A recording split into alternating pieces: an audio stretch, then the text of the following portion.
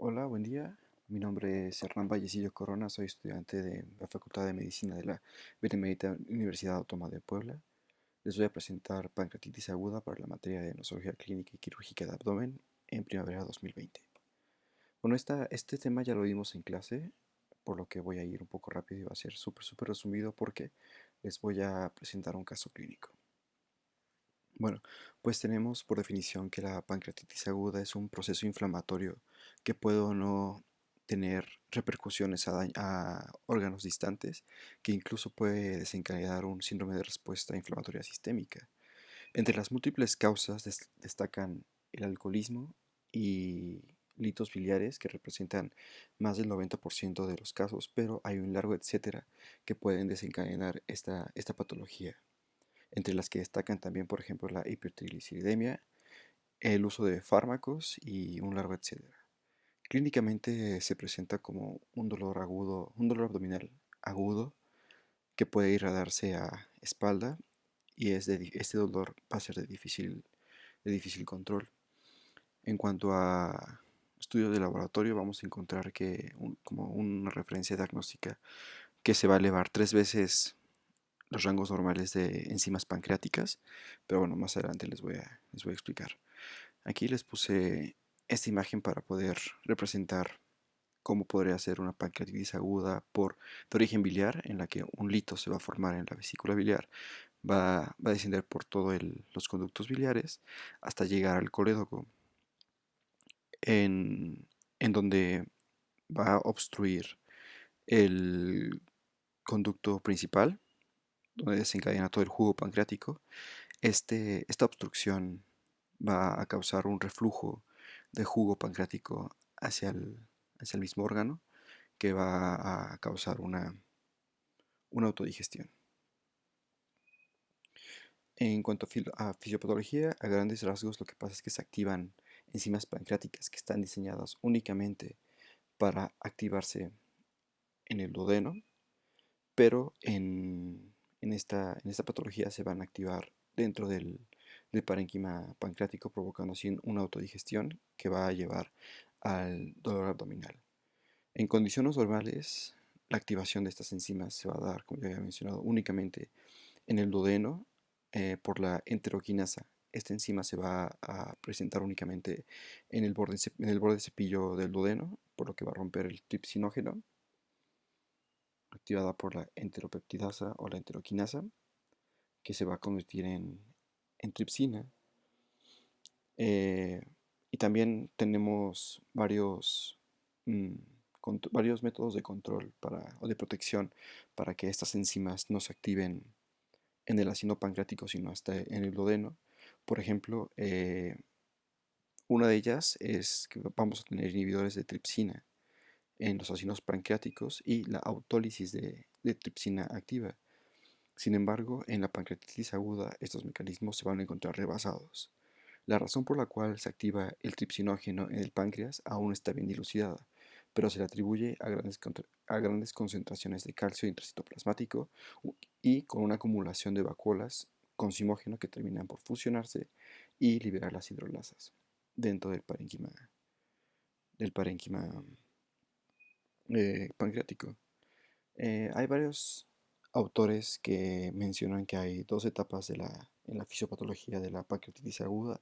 Hay otros que mencionan tres, pero bueno, les voy a explicar las tres etapas que mencionan algunos autores.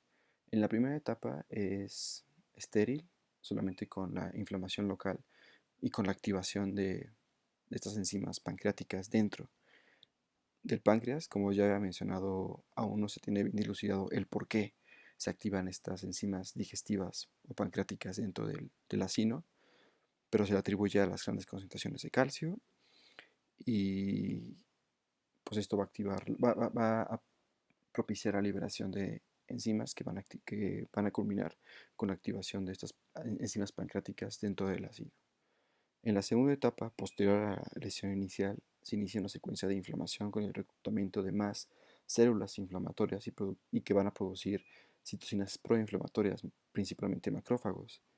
Y dependiendo de cada quien de esta respuesta inflamatoria, se va a llevar o no a la producción de interleucinas sistémicas, culminando en un síndrome de respuesta inflamatoria sistémica. El daño va a ser variable, pero puede terminar con una falla orgánica múltiple. La tercera etapa es más que nada por complicaciones y la infección agregada a una necrosis pancreática.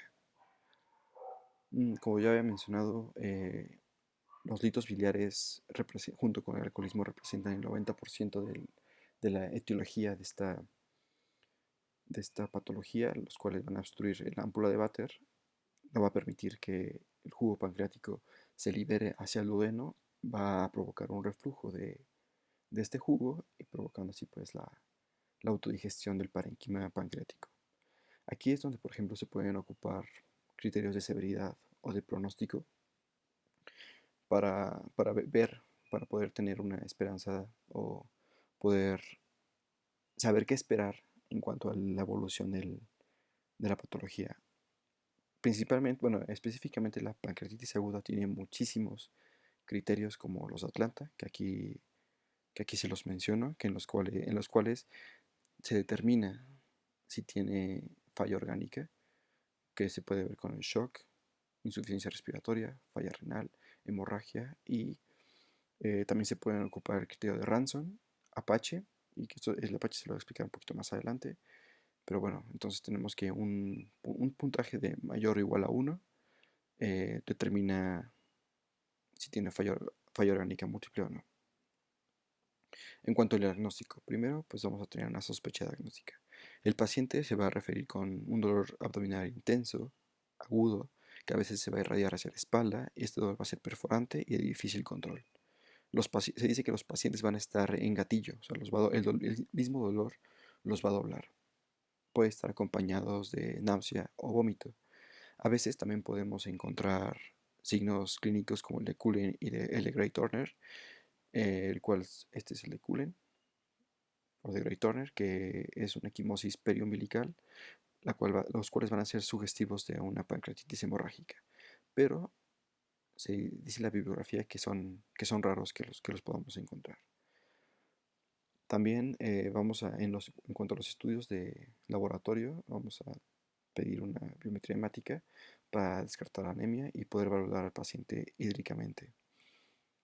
Vamos a pedir también enzimas pancreáticas para poder tener un diagnóstico certero. Se dice que la lipasa, en específico la lipasa pancreática, se va a encontrar elevada 3 veces sobre su valor normal.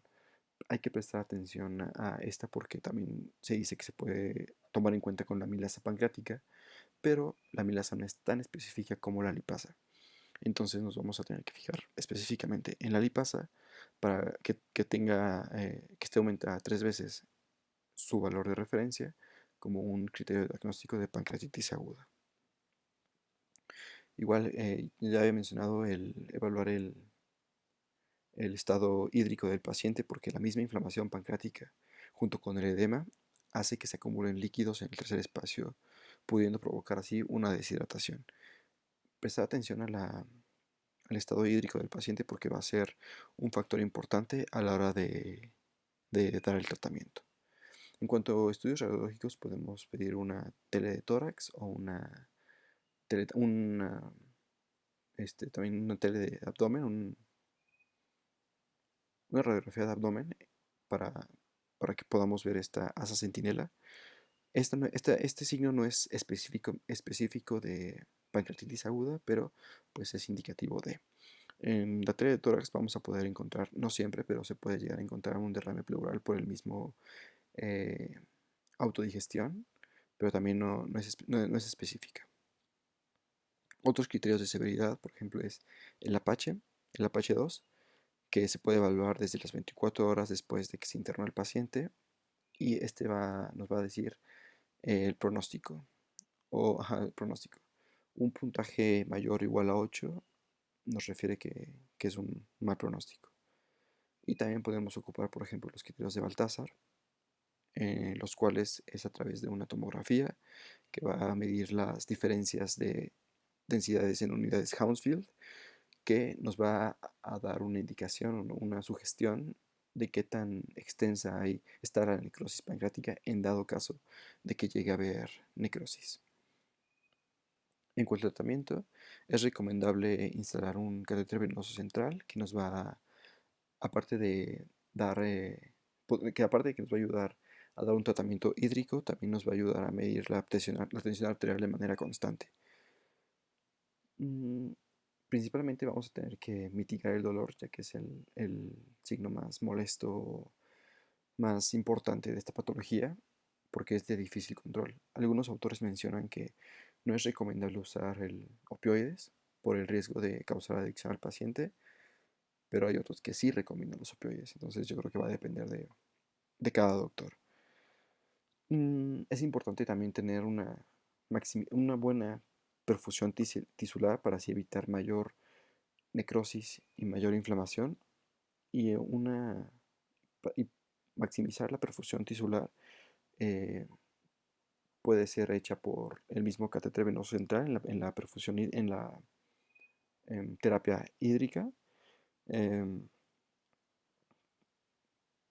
y con oxígeno suplementario a grandes presiones, ya que la misma respuesta inflamatoria, como ya había mencionado, provoca un secuestro de agua importante en el tercer espacio.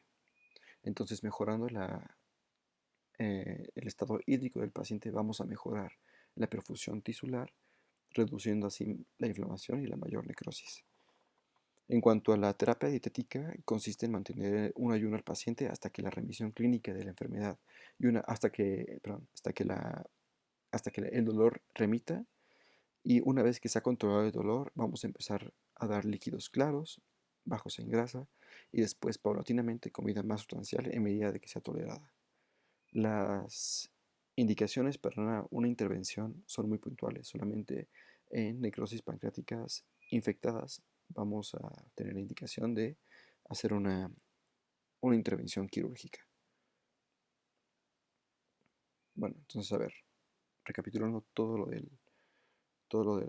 lo más importante de la pancreatitis aguda es que es una inflamación del páncreas por diversas causas. Las principales son alcoholismo o litos biliares que van a obstruir y van a causar un reflujo de jugo pancreático, provocando así la autodigestión, la inflamación del páncreas y pues los signos clínicos como el dolor y el signo de Cullen, por ejemplo, los que ya he mencionado.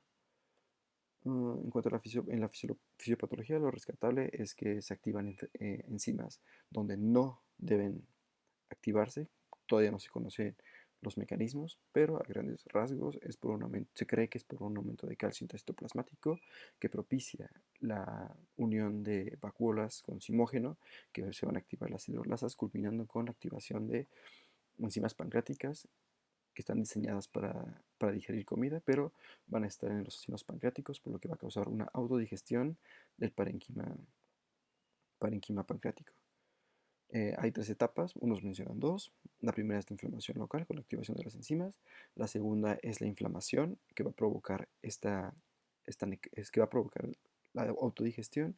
Se van a activar citocinas proinflamatorias, se van a acumular macrófagos y más células inflamatorias, y dependiendo de la respuesta de cada individuo, puede llegar a ser un síndrome de respuesta inflamatoria sistémica. Vamos a tener criterios de severidad como lo es Atlanta, Apache, y Baltasar, entre otros. En cuanto al diagnóstico, pues dolor de difícil control, también pues obviamente la historia clínica, los antecedentes.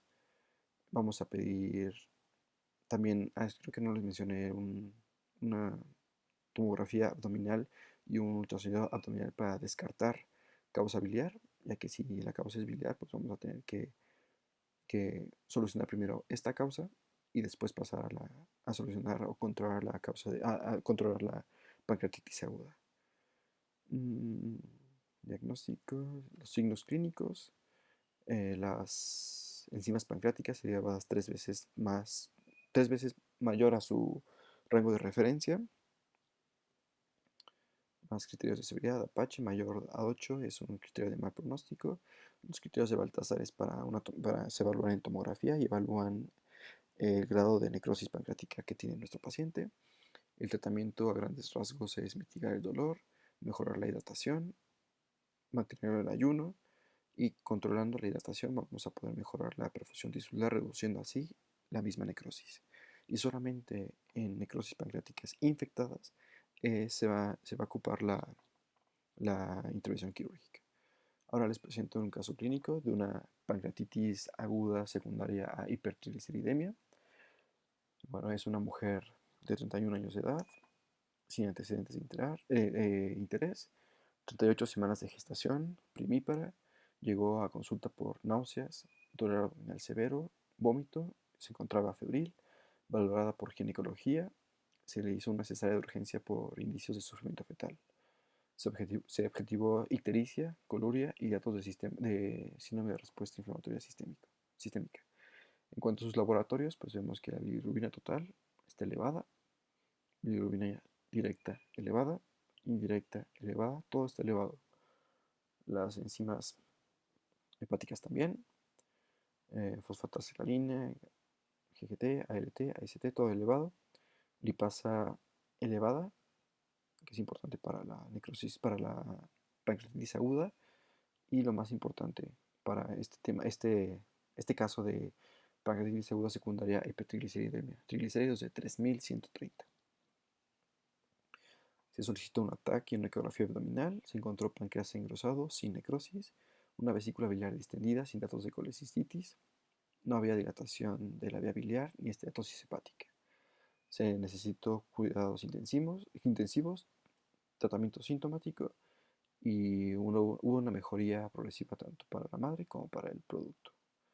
Bueno, vamos a analizar este caso como yo lo hice, lo que yo pensé, mis sospechas diagnósticas y vamos a analizarlo. Bueno, pues en primera tenemos que es una embarazada en el tercer trimestre. Sabemos que por el simple hecho de estar embarazada fisiológicamente está predispuesta a un estado de colestasis, agregándole que se encuentra en el tercer trimestre, entonces aumenta la posibilidad, lo que yo pensé en primera instancia, es la enfermedad colestásica del embarazo, que puede propiciar o favorecer la formación de litos vesiculares, provocando así una obstrucción y pues la pancreatitis aguda por litos biliares. Pero vamos a ver por qué no.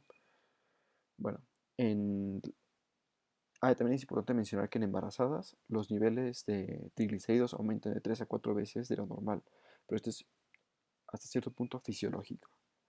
Y en ellas, por tanto, en ellas la pancreatitis aguda por hipertrigliceridemia es la segunda causa más común de, de causar una pancreatitis aguda. Vamos a hacer entonces el diagnóstico diferencial paso a paso. Primero, viendo sus laboratorios, lo primero que se me vino a la mente, o lo primero que hubiera pensado, como ya había mencionado, una pancreatitis de origen biliar, causado por litos biliares desplazados hasta la ámpula de Vater, ya que tiene todos los parámetros de ictericia obstructiva. Una hiperbilirrubinemia, principalmente una bilirrubina directa, junto con la GGT y la fosfatasa alcalina, que son datos de un patrón colestásico obstructivo. Pero en esta enfermedad de la colestásica del embarazo no puede ser en este caso porque usualmente en una enfermedad colestásica del embarazo la bilirrubina total está por debajo de 6 miligramos sobre decilitro y en este caso pues está en casi 10. Aparte de que la GGT suele estar discretamente elevada y pues en este caso está más de 10 veces lo normal. Entonces podemos decir con estos datos que aparte pues que no encontramos ningún lito biliar en la tomografía ni en el ultrasonido, podemos decir que esta enfermedad queda descartada. Después vamos con las otras enzimas hepáticas como la AST que está ligeramente aumentada. Y es importante porque la presencia de esa enzima en sangre se traduce en lesión celular. Es decir, cuando hay lisis celular, esa enzima sale a circulación y es cuando podemos cuantificarla. Pero es importante mencionar y tener en cuenta que esta enzima no es exclusivamente del hígado, se encuentra en otros órganos como riñón, lo que esta ligera elevación de AST se pudo deber a los datos que tuvo de síndrome de respuesta inflamatoria sistémica y con daño a otros órganos. Ahora pongamos atención en la fosfatasa alcalina y en la GGT.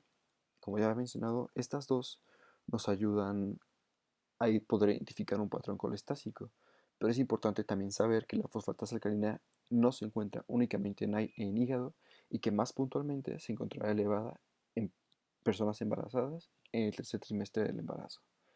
Entonces, en mujeres embarazadas, especialmente en el tercer trimestre del embarazo, esta fosfatasa alcalina se va a encontrar elevada, digamos, de una forma fisiológica.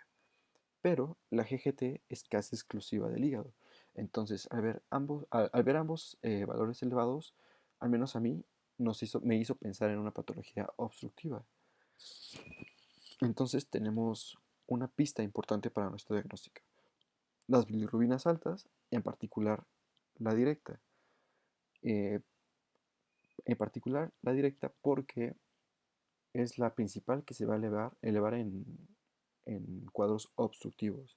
La bilirrubina directa o conjugada es cuando ya está lista para usarse, lista para digerir y para ser agregada o secretada en el duodeno.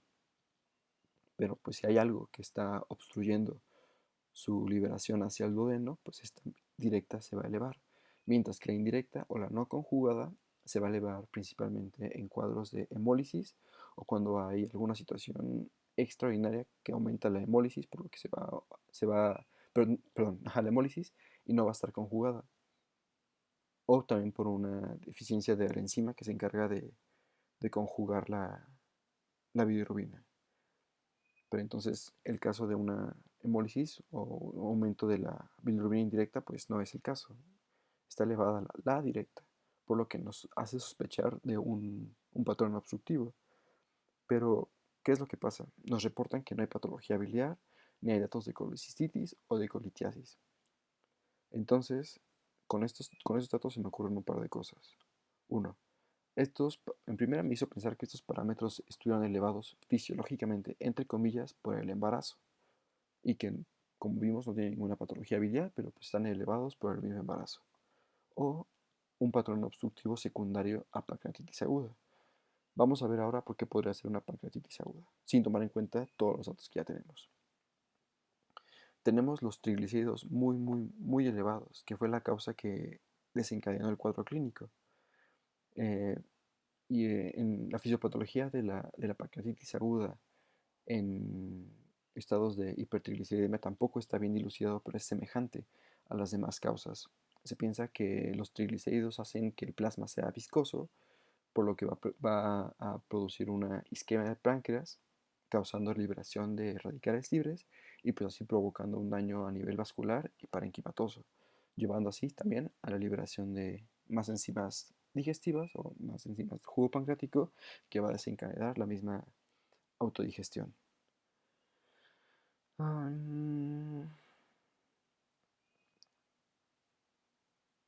Pero también bueno, lo que yo pensé es que podríamos tener una pancreatitis aguda por triglicéridos y aparte un sobreagregado de la pancreatitis aguda por un origen extrahepático. Yo pienso que sí. ¿Por qué? Bueno, pues sabemos que en la pancreatitis aguda hay un edema peripancreático y a nivel hay un edema peripancreático y también pancreático. Entonces, este mismo edema que posiblemente se encuentra en la cabeza del páncreas va a llegar a obstruir el conducto, por lo que se va a producir una obstrucción y así pues un aumento de la bilirrubina directa, provocando así pues todo es el causante de todo de estos resultados de laboratorio. Por último, y para cerrar con el diagnóstico, vemos que la lipasa pues, se encuentra más de 3 veces elevada dentro de su valor normal. Entonces es un criterio importante de diagnóstico para una pancreatitis aguda causada por triglicéridos. Aparte de que los triglicéridos pues ya habíamos visto que están elevadísimos.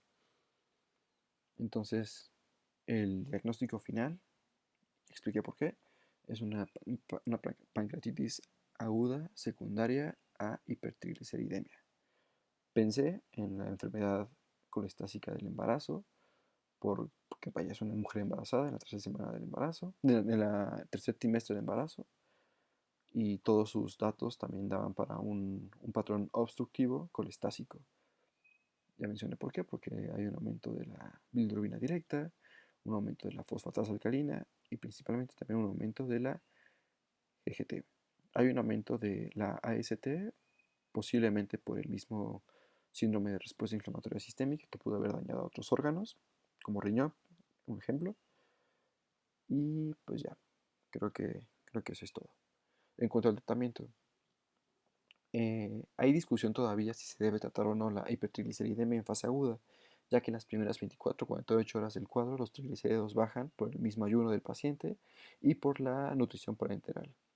La nutrición parenteral va a disminuir la secreción de VLDL del hígado, haciendo que se reduzcan así el contenido de kilomicrones.